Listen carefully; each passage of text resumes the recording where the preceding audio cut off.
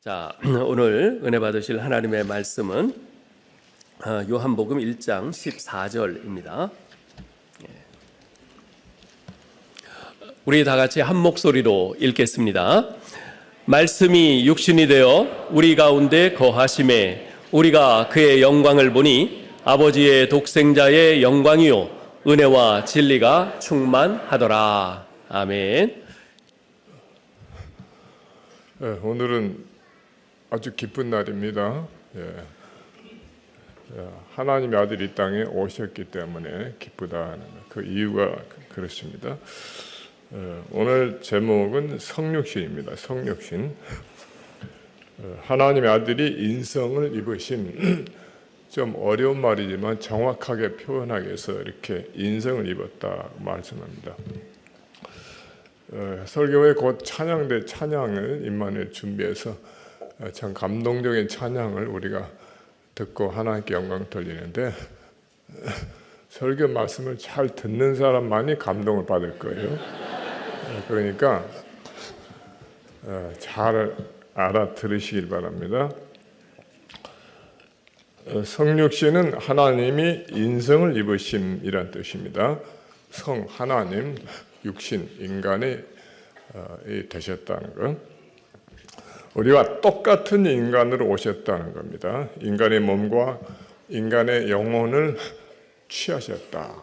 굉장히 좀 어려워요. 이 기독론이 책만 해서 한 400~500핏, 예수 그리스도에 관해서만 한 400~500핏 되는 것입니다. 성육신하는 분은 성자 하나님이십니다. 성부 하나님과 구별된 성자 하나님, 하나님의 아들이 인간으로 오셔서 영원히 인간과 사람과 같이 계십니다. 성부 하나님과 성령 하나님은 영원히 육체를 가지지 않은 분입니다. 우리가 명확해야 됩니다. 한국교회 이단이 20%라는 참 오명을 가지고 있는데 이 성경을 읽고 많이 안다면서도 이 체계된 교리에 대해서 너무 약합니다. 그래서 그래요. 만약 어떤 사람이 내가 예수다 그러면 우리는 뭘 할까요? 당신이 십자가에 못 박혀 죽은 적 있습니까? 물어야 될 거 아니에요. 십자가에 못 박혀 죽으신 그분이 부활하시고 승천하시고 그분이 다시 오신단 말이에요. 한국에 내가 예수라는 사람이 많은 사람이 따라다녀요. 그거 왜 안 물어봐요? 당신이 십자가에 못 박힌 적이 있습니까? 그럼 물어봐야 될 거 아니에요. 또 내가 성령 하나님이다 이렇게 주장하는 이만희 씨가 그러죠. 당신이 성령 하나님 분명히 육체가 없는데 당신이 누구요? 누구요? 이렇게 물어야 될 거 아니에요. 가장 기본적인 거. 그걸 모르고 어떻게 예수를 믿겠어요? 여러분들이 좀 정확하게 아시기를 바랍니다. 예수님의 탄생에 관해서 마태, 마가, 누가에서는 역사적 사실에 근거해서 기록했고 요한복음은 역사적 사실보다는 교리적인데 교리적으로 기록했습니다. 성육신은 즉 하나님이 인간이 되신 것은 시간과 공간 안에 이루어진 것입니다. 왜 그렇게 얘기를 해야 되냐면은 이 자유주의 신학자들은 이거 도저히 믿기 어렵다. 사실 우리는 아주 믿기 어려운 걸 믿고 있는 거예요. 하나님 어떻게 인간이 되실 수 있느냐? 그건 도저히 불가능하다. 그래서 이건 신하다라고 돌리는 사람도 있고 또 초역사다. 아주 힘들어요. 초역사가 뭐냐? 역사가 아니라 이거예요. 이렇게 주장하는 사람도 있습니다. 그러나 분명히 역사적 사건이라. 마태 1장 23절에는 보라 처녀가 잉태하여 아들을 낳으리니 그 이름을 임마누엘이라 하리라. 분명히 처녀의 몸에 마리아의 몸에서 잉태하는 그분은 역사적으로 이렇게 이루어진 것입니다. 그래서 임마누엘의 뜻은 뭐냐? 하나님 즉 성자 하나님이 우리와 함께 계시다. 임은 임마란 뜻은 이제 가치란 뜻이고 우리 임이란 가치란 뜻이고 많은 우리 엘은 하나님입니다. 마리아 몸에서 낳은 아들이 우리 함께 하시는 하나님이며 예수는 하나님이다, 이런 뜻입니다. 이 역사적 사건이 매우 중요하다는 것을 우리가 알고 있어야겠습니다. 성육신은 성자 하나님이 잠깐 인간이 되신 게 아니에요. 인간이 잠깐 된 게 아니고 영원히 인간으로 계십니다. 인간 육체를 죄의 근원으로 생각하는 초대교회 영주주의자들은 그리스도는 거룩하신 분인데 이 몸은 악의 근원이에요. 그래서 예수라는 인간 위에 세례받을 때 임했다가 십자가 못 박히기 전에 떠났다.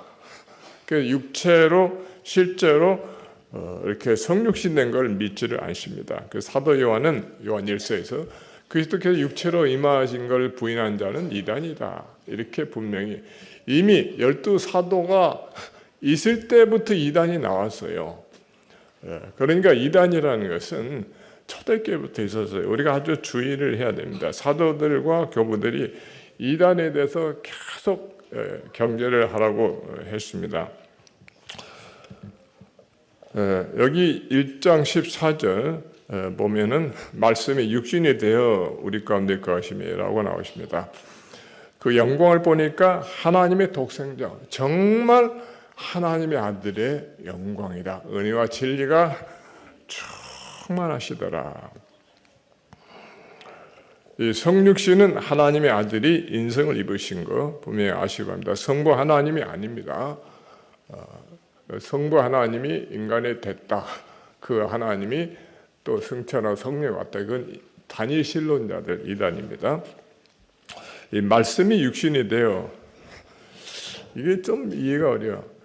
말이 어떻게 육신이 사람이 될 수 있느냐? 이 말이 아니고 말씀이라는 것은 예수님을 상징하는, 하나님 아들을 상징하는 단어입니다. 여기 보면 왜 말씀이라고 그랬느냐? 말씀이란 뜻은 계시자입니다. 하나님을 계시하신 분이라. 요한복음 14장 9절에서 나를 본 자는 아버지를 보았거늘 어떻게 아버지를 보여달라 하느냐? 나를 본 자는 아버지를 본 자다. 예수님은 계시자입니다. 그래서 말씀으로 인한 상징적인 단어를 썼습니다. 이거 헬라로 로고스라고 하는데, 헬라의 그 그리스 철학자들이 하는 로고스와는 의미가 다릅니다. 말만 같을 뿐이지 거기는 그냥 우주의 동인으로, 무슨 기운으로 로고스를 합니다. 돌이라는 그 망령된 자가 나와서 뭐 예수 믿지도 알지도 못하면서 예수를 갖다 로고스라 그래가지고 이상하게 따라 붙이는데 말은 같지만 전혀 다릅니다. 여기 말씀은 인격적 하나님, 인격적 하나님입니다. 성부, 성자, 성령 중에 성자 하나님을 가리킵니다. 태초에 말씀이 계시니라. 우리가 대입해서 봅니다. 태초에 하나님의 아들이 계시니라. 이 말씀들 하나님의 아들이 하나님 아버지와 함께 계셔서, 여기는 하나님 아버지입니다. 이 말씀은 곧 하나님이라, 즉 아들이 즉 하나님이라 이런 뜻입니다. 1장 2절에 그가 하나님의 아들이 태초에 하나님 아버지와 함께 계셨고, 1장 3절에 만물이 그로 즉 하나님의 아들로 말미암아 지은 바 되었으니 지은 것이 하나도 그가 없이는 된 것이 없느니라. 이 창조 사역에 성부, 성자, 성령 하나님이 이미 계셨던 것을 말씀하고 있습니다. 이 삼위일체란 말은 성경에 없는 거예요. 그러니까 이단들은 우리는 성경만 믿는다. 성경 없는 건 그건 인간이 꺼낸 조작된 거다. 근데 그거야말로 조작된 것이에요. 왜? 이단들이 나타나서 성자 하나님은 하나님이 아니다 그러니까 성부 하나님도 하나님이고 성자 아들 하나님도 하나님, 성령 하나님이다. 그러면 하나님이 셋이냐? 세 분 하나님이 아니라 한 분이에요. 그래서 삼위일체라는 뜻이에요. 삼위지만은 본체는 하나다. 그래서 이단들과 잘못된 것과 구분하기 위해서 정확하게 교리화 시키는 거예요. 정확하게. 이미 초대교회에 다 정리된 것입니다. 이제 와서 뭐 성경 있느니 없느니 그 마귀 자식들 항상 성경 가지고 와서 성경 있느니 없느니 따져요. 마귀 예수님이 시험할 때도 성경 가지고 왔죠. 분명히 우리가 알아야 됩니다. 여러분들이 특별히 신약 성경 복음서를 몇 번이나 읽어보셨습니까? 저도 예수 믿는 분들은 복음서를 한 번은 읽으셨죠. 구약은 못 읽어도 이 복음서의 주된 내용이 뭡니까? 무슨 책을 읽을 때 이 핵심 내용이 무엇인가를 알 거 아닙니까? 거기 보면 기적도 많고 뭐 원수의 사랑하는 말도 없고 좋은 말씀이 많은데 핵심이 무엇인가? 그 핵심은 하나님 아들, 예수는 하나님의 아들이라는 것과 또 예수는 그리스도, 즉 메시아, 그리스도라는 이 두 가지입니다. 이 두 가지가 시작부터 끝까지 흐르는 하나의 핵심 내용 중에 하나입니다. 유대인들은 하나님을 잘 믿는 자들이었어요. 그런데 갑자기 나사렛 예수라는 사람이 나타나서 내가 하나님이다, 하나님의 아들이다 하니까는 충돌됩니다. 그러나 예수를 또 하나님의 아들로 믿는 제자들이 있습니다. 요한복음 8장에 보면은 이 유대인들이 예수님을 돌로 쳐서 죽이려고 해서 왜? 네가 어떻게 하나님의 아들이라느냐?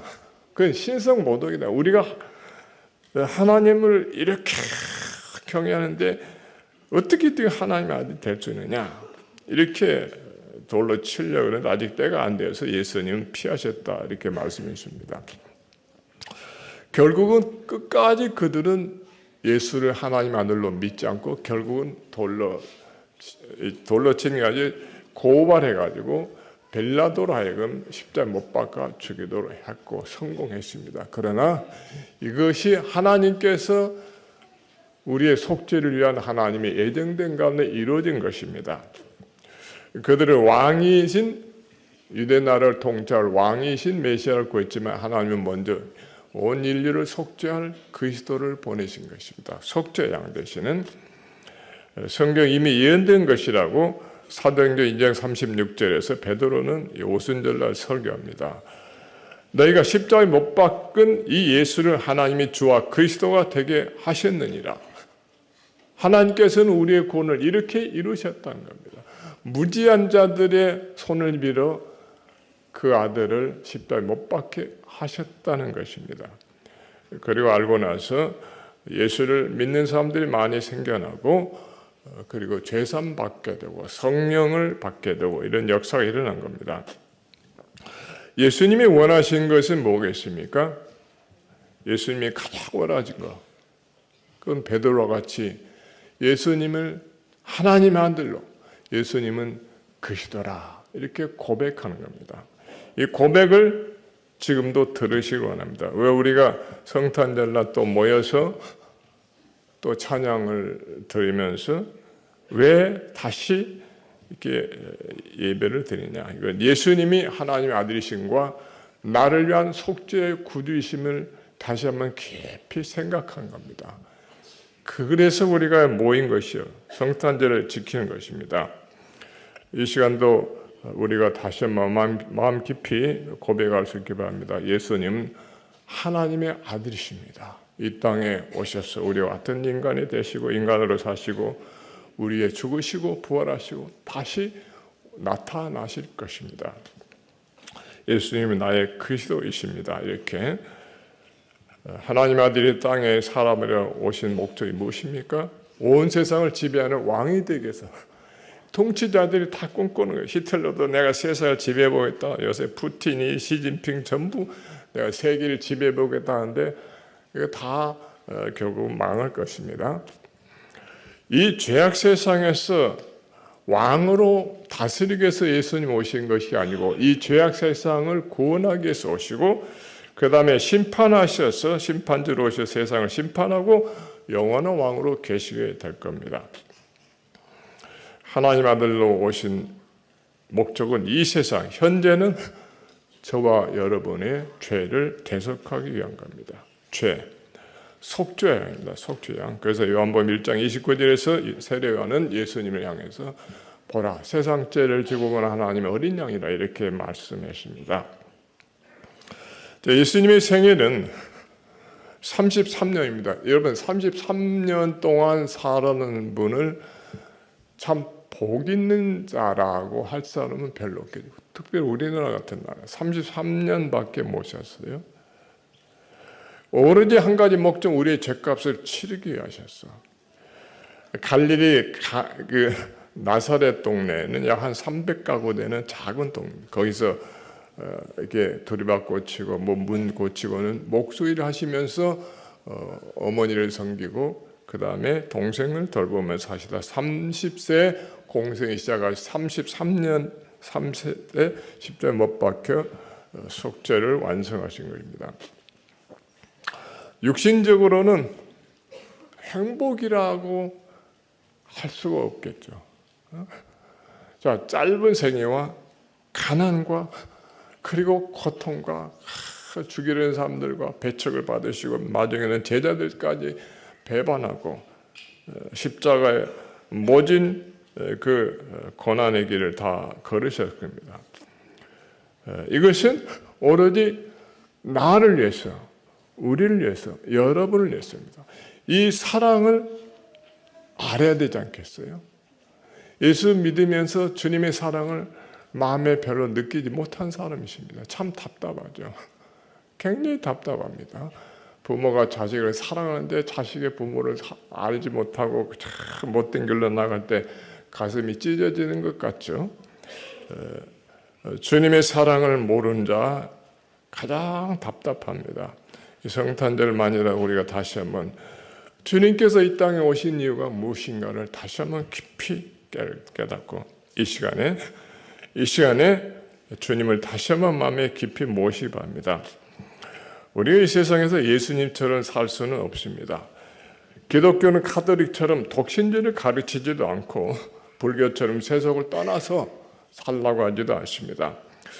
우리는 하나님이 지으신 이 세상에 출생해서 성장해서 가정을 세우고 자녀를 낳고 키우고 교회를 봉사하고 사회와 국가의 책임을 다하고 이렇게 살아갑니다. 다만 한 가지 우리 죄를 대신해서 죄값을 치러 예수님을 마음에 영접하고 하나님의 백성이 되어서 살아야 돼요. 이 세상에서 하나님의 백성이 되어서 살아야 비로소 인생을 사는 겁니다. 굉장히 중요한 것입니다. 성공과 무관해요. 성공해도 좋고 비록 못하더라도 적어도 하나님의 아들 이 땅에 오셨는데 나의 죄값을 위해서 죽으셨는데 내가 그것을 믿고 죄산 받고 하나님의 자녀로 살아가는 겁니다. 요한복음 1장 11절에 이런 말씀이 있습니다.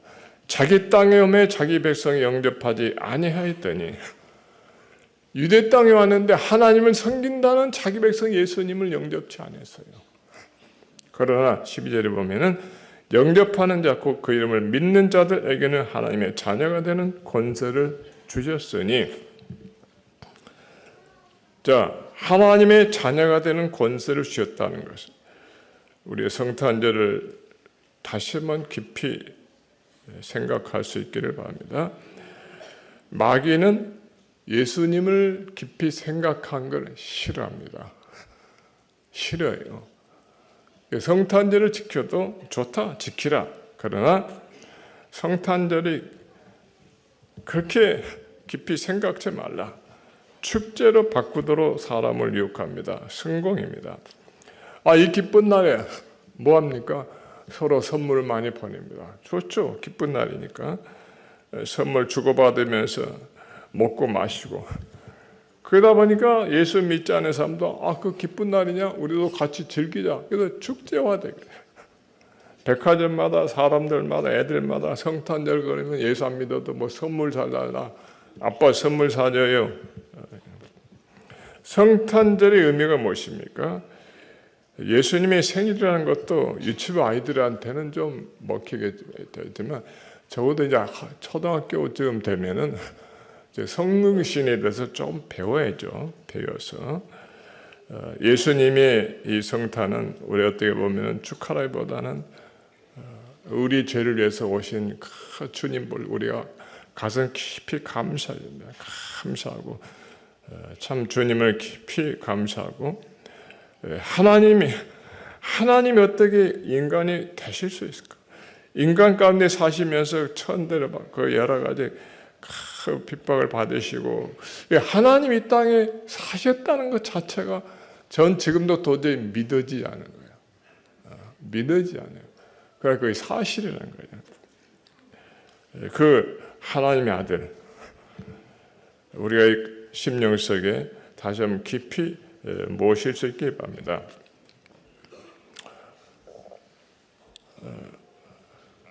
이 시간 예수님을 영접한 우리의 다시 한번 마음에 확신을 갖길 바랍니다. 나는 따라해봅시다. 나는 하나님의 자녀의 권세를 가지고 있습니다. 요한복음 1장 12절이죠. 영접한 자 그의 이름을 믿는 자에게는 하나님의 자녀가 되는 권세를 주셨다. 여러분 예수 믿는 자는 큰 권세자입니다. 하나님의 자녀. 무슨 권세가 있습니까? 권리가 있습니까? 나는 기도할 수 있어요. 기도할 수 있다는 것이 권리입니다. 아무나 못하는 거예요. 예수님 이름으로 기도할 수가 있어요. 예수님 이름으로 찬양할 수도 있고 교회 나올 수도 있고 또 천국 시민입니다. 또 복음을 전파할 수 있는 권리가 있어요. 나는 예수 믿어요.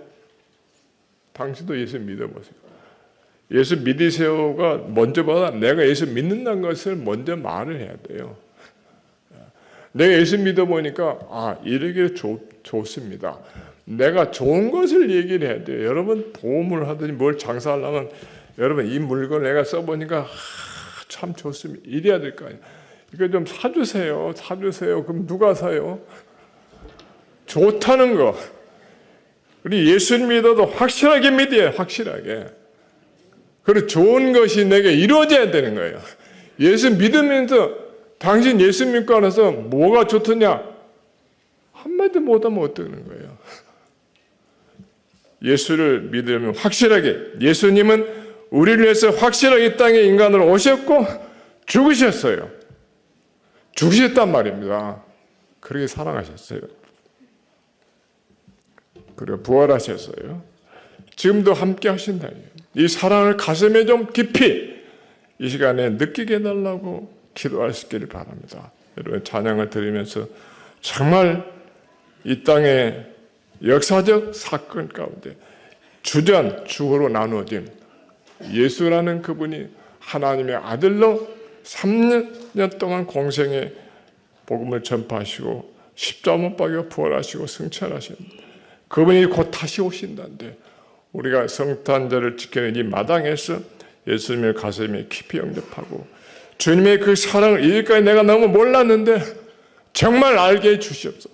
이 성탄절날 좀 주여 이 주님을 내 가슴에 진정으로 모시게 주시옵소서. 성탄절의 의미가 무엇입니까? 성탄절의 의미는 성육신. 하나님의 아들이 우리와 같은 인생을 입고 오신 거예요. 오로지 나를 위해서 우리를 위해서.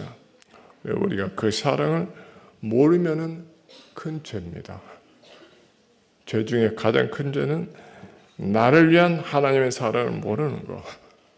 그런 게 죄산 받을 길이 없고 하나님의 심판 때 앞에 가서 할 말이 없게 되는 것입니다. 기도하겠습니다.